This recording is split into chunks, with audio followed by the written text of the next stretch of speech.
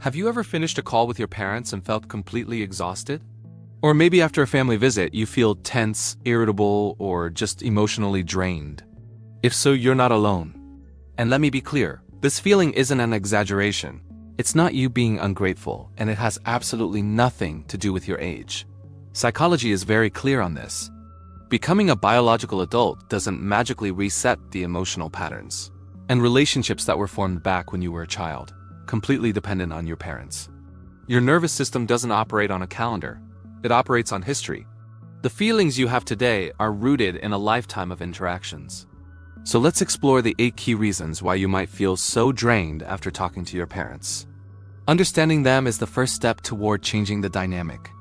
The first and most common reason is that you reactivating an old role instead of having a real adult-to-adult conversation. In many families, the adult child never really stops being that same kid. You know, the one who always has to explain themselves. The one who needs to be well-behaved and agreeable. The one who shouldn't cause trouble, challenge the status quo, or upset the family dynamic. When you connect with your parents, you're not meeting them as an equal adult. Instead, you get pulled back into that old, familiar configuration. Every time you step back into that old role, it costs you a tremendous amount of energy because it requires you to suppress and give up your current adult self. The second reason is a lack of psychological separation, even if you moved out and became financially independent years ago. Emotional separation isn't about physical distance. It's about no longer feeling like you have to manage your parents' emotions. If you still feel responsible for their happiness, their moods, their disappointments, or their expectations of you, then every conversation becomes a form of emotional labor. You're not just chatting, you're working. You're constantly monitoring their reactions, trying to keep them happy and avoiding any topic that might upset them. And emotional labor is profoundly more exhausting than a simple, ordinary conversation. The third and very deep reason is an unresolved relational history. Many of us, as adult children, carry around feelings that were never spoken about or resolved. Resentment, anger, sadness, or a lingering sense of being wronged or treated unfairly. These powerful emotions didn't just disappear over time. They were frozen.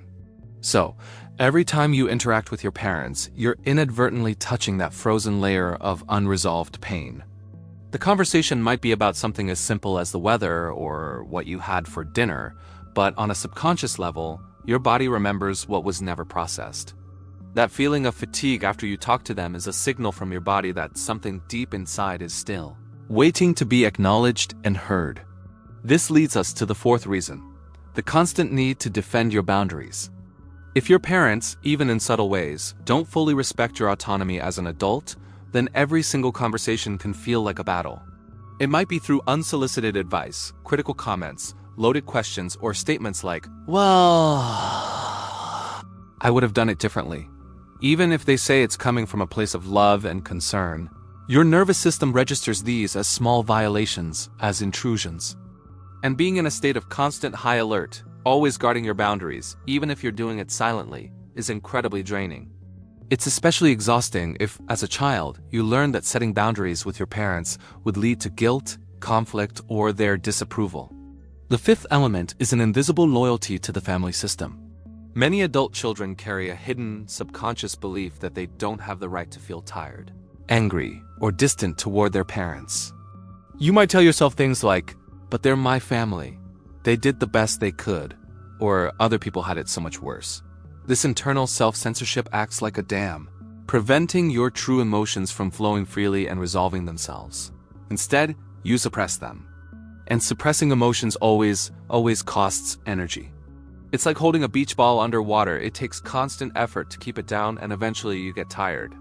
The sixth, and often overlooked, reason is that you're still trying to get a deep, unmet need fulfilled. Many of us are still, often unconsciously, looking to our parents for something we never received from them as children. This could be validation, genuine interest in who we are, or unconditional acceptance. Because of this, every interaction is loaded with a hidden hope and often a subsequent hidden disappointment. You go into the conversation with a tiny part of you thinking, maybe this time will be different. Maybe this time they'll really see me. And when it's not different, the disappointment hits, even if you don't consciously register it. This constant tension between hope and letdown is one of the most psychologically exhausting states you can be in. The seventh reason is a lack of change on their side. You grew up, you evolved. You went to therapy, read books, and gained a deeper understanding of yourself and the world. But often, our parents remain emotionally in the exact same place they were years ago. So when you interact with them, you experience a dissonance. You can now clearly see their limitations, their emotional patterns, and the ways their behavior affects you, things you couldn't name as a child. But at the same time, you can't change them. This feeling of being stuck, caught between your newfound awareness and your powerlessness to change the situation, consumes an enormous amount of psychological energy. Finally, the eighth, and very profound, reason is the conflict between love and self-protection. Here is the difficult truth. You can love your parents deeply and still feel bad when you interact with them. These two things can coexist. But this truth is very hard for many of us to accept and carry. This creates an internal struggle. One part of you yearns for closeness and connection, while another part knows that the contact is harmful to your well-being. I want to be close to them, versus this hurts me. This inner conflict, this ambivalence, is one of the most taxing emotional states for a human being. It keeps you in a constant state of internal turmoil. So what does all this mean? Most importantly, feeling exhausted after contact with your parents does not mean you are weak, ungrateful, or a bad son or daughter. It's a valid and important signal. It means that something in this relationship is still costing you more than it's giving you. Psychology doesn't automatically say, you need to cut them off. Instead, it encourages you to look closely and honestly at what specifically is draining you. Is it the role you're forced to play? Is it the lack of boundaries? Is it the unresolved history? Because real change doesn't always mean breaking contact entirely. Sometimes change means limiting contact. Maybe you switch from long visits to shorter, more structured ones. Sometimes it means changing the form of contact. Perhaps phone calls work better for you than in-person visits, or texting is less draining than calls. And sometimes, the most profound change comes from within. It means giving up the search for something from them that was never there and will never be there. It means learning to give yourself the validation, acceptance, and safety that you've been looking for.